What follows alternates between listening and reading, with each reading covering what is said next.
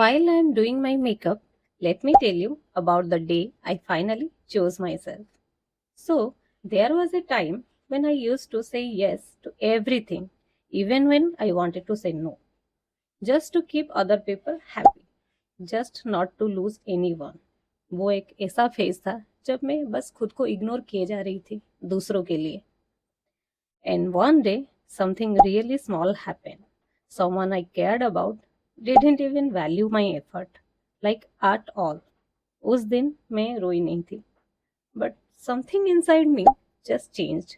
I realized मैं इतना सब कर रही थी but किसी को फर्क ही नहीं पड़ रहा था.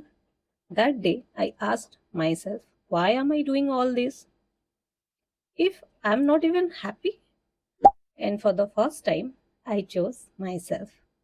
मैंने नो बोलना स्टार्ट किया, थोड़ा डिस्टेंस लेना स्टार्ट किया.